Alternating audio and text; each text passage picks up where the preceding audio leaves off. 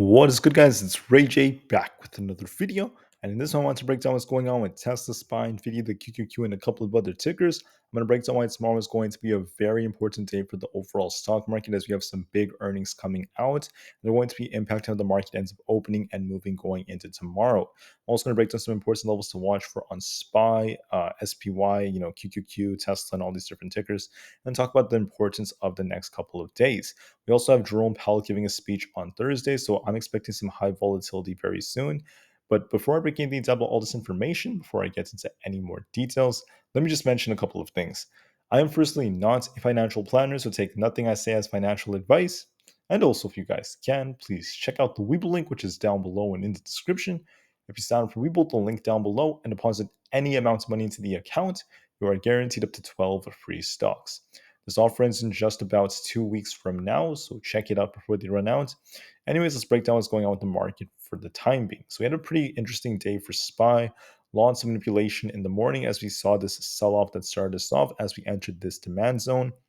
And then we started to see this nice push up as we approach the supply zone to a T, forming this very, very nice inverse head and shoulders like structure that almost fully played out before another rejection for the market to close very, very flat, maybe a little in the red for SPY, so very, very flat overall.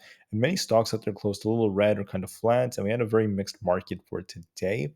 But now the question now lies into how earnings are going to look into tomorrow and how this could affect the markets. So I want to break that down and then talk about other things. So for tomorrow, I just want to remind you all we have ASML, PNG, Morgan Stanley, and many bank earnings. We have like Ally Bank, M&T Bank, and just a bunch of these banks coming out. And whatever they announce going into tomorrow, especially Morgan Stanley, is going to have a big effect on how the market opens. Whether we get a nice push up or not will depend on these earnings. And then it's not just that, but intraday, what the market could just try to hold up. But then we're going to see another very, very big move going into Thursday morning as we have Tesla's earnings and Netflix earnings all after the market closes for Wednesday. So remember that we have these big earnings coming out. So this is going to affect the market during the after hours. And then we're going to see a big reaction Thursday when we open and see all of these things playing out. So Tesla is going to be the biggest one for the day. I'm very, very excited about this. And I can't wait to see what Tesla announces. And many investors out there are quite concerned about how Tesla's margins are looking after all of the price cuts that were announced very recently. So it's going to be very telling. I can't wait to see what Tesla says. And we're going to find out how Tesla did. Now, I also want to remind everyone about something else that's very important when it comes to our economic calendar. So, we have a bunch of Fed speakers for tomorrow in preparation for Jerome Powell, who's going to be speaking on Thursday. Now, the way this is going to go is in the morning, we have some building permits data, housing data all coming out 1 hour before the market opens. And there's not really anything coming out in the morning.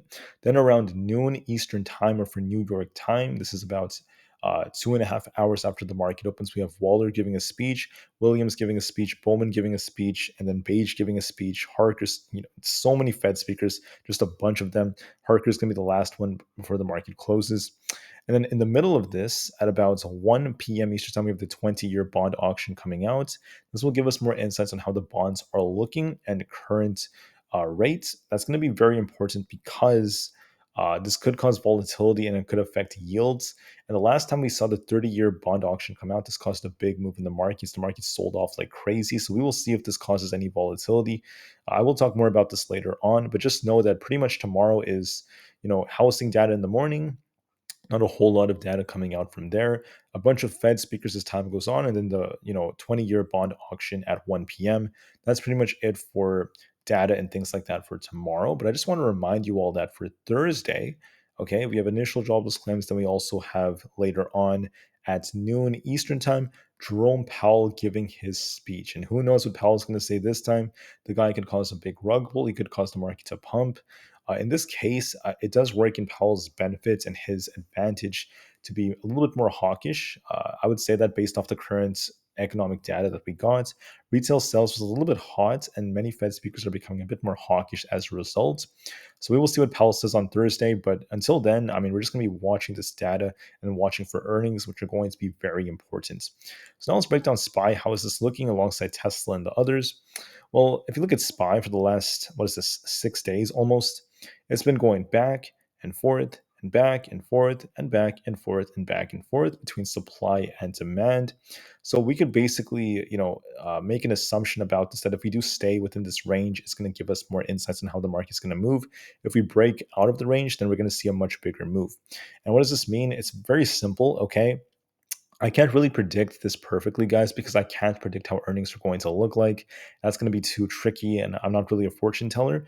But if we get some kind of like pump tomorrow, let's just say hypothetically, what's going to happen is, just watch this carefully. We're going to enter this zone right here, right? We have this 437.5 to 438.5 area, and we have some very tough resistance up here. Whenever we hit this zone, we tend to get rejected on SPY. SPY tends to come right back down like this, just like how we did today.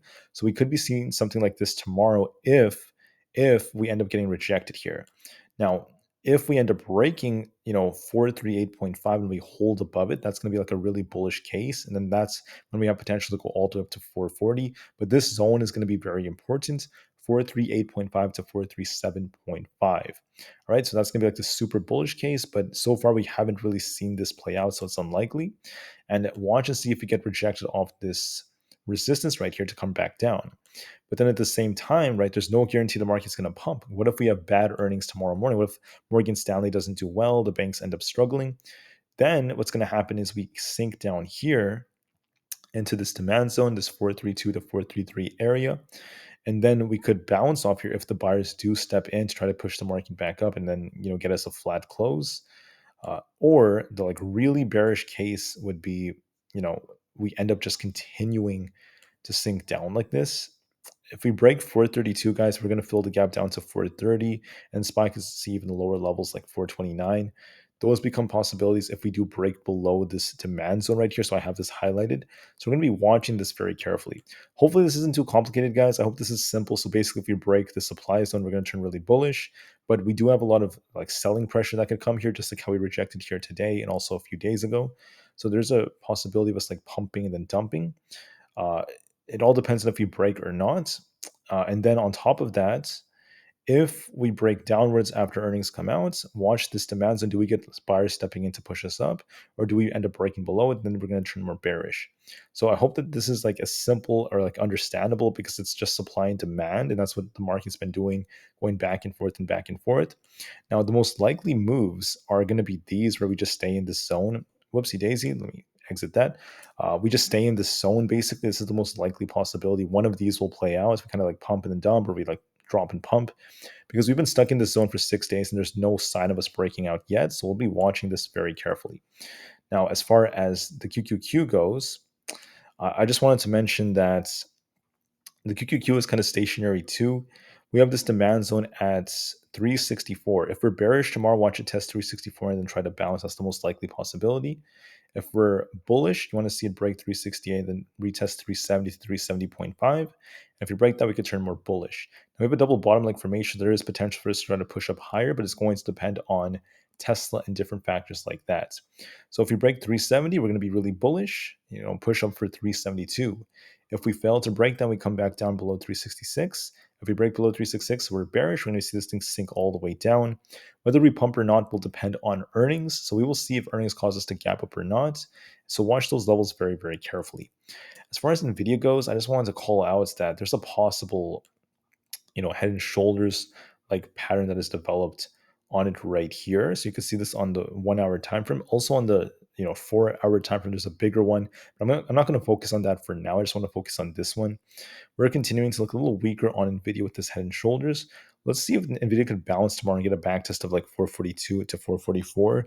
And then if we reject off that, if we end up seeing the market sink, we could see Nvidia come all the way back down towards 430. That's a real possibility as it's looking a bit weaker. And if that fails us, 425 is going to be the next level to watch for, followed by 419. So basically, when it comes to Nvidia, okay, it depends on how we open. It depends on earnings. If we kind of like gap up like this, if we get rejected off this resistance, very close to how we did today, this like 444 area, maybe a little higher, we could see this thing sink all the way back down towards 430 like this. But if it's the opposite, if we start off like a little weak like this, all the way down to like 435. We could see this thing try to bounce in the morning towards 442 and then get that back test and then start sinking. But overall, this trend is looking more bearish, and it does favor the bears a bit more as we're continuing to make lower highs and lower lows, and we have a bearish structure from this, megaphone pattern. So Nvidia looks more bearish. There could be more downside coming. Watch that 435 area. If we break below that, it's going to likely come all the way down towards 425, and there's going to be more downside. If you want to turn bullish on Nvidia, we need to see this thing close above 440, and if it does so, there's going to be potential for it. But as of right now, it hasn't done that, so it does favor the bears a little bit more. Now, for Aapl, I just wanted to call out something very important on Aapl. Aapl has this head and shoulders like structure right here, and we ended up closing below 178. So Apple's starting to decline right now. The most likely possibility is Apple kind of like pushes into this demand zone or this supply zone now on this 177.5 area. Then we reject and we end up breaking below 176.5, and we start sinking towards this low level right here at 175. So I do see like a little pump and dump being the most likely technical move from Apple, but it's going to depend on earnings and things like that, of course. But I just wanted to note that Apple's looking more bearish. It's continuing to downtrend, and there is potential for it to eventually come down towards this 174 area eventually over the next couple of days. So I just wanted to call that out. And then last but not least, on TradingView, I'm going to call out Tesla. Tesla also has some potential. It actually may outperform the market a bit because we did technically break out of this channel that we were stuck in. And there's potential for this thing to make higher highs and higher lows, so long as we see a bounce that ends up perpetuating. So what I would say is that Tesla has a nice double bottom like structure. We also have a bullish divergence. Tesla, of all things, might actually see a pump towards like 260 if we are bullish thanks to earnings, just like approaching earnings, because typically as we approach earnings, Tesla does tend to pump. But after earnings, anything could happen. You never know. Tesla could get a big rug pull, maybe not. So in my opinion, there's a risk of Tesla potentially pushing towards 260, then rejecting and coming back down and closing a little bit in the green. It's really possible, but it's going to depend on earnings and what the expectations are. Now, the expectations are not the strongest for Tesla, but we are seeing some buyers trying to defend it. So there is technically potential for Tesla to try to push up higher and try to make its way up towards this 260 area, since we do have this potential bullish structure developing based off technicals.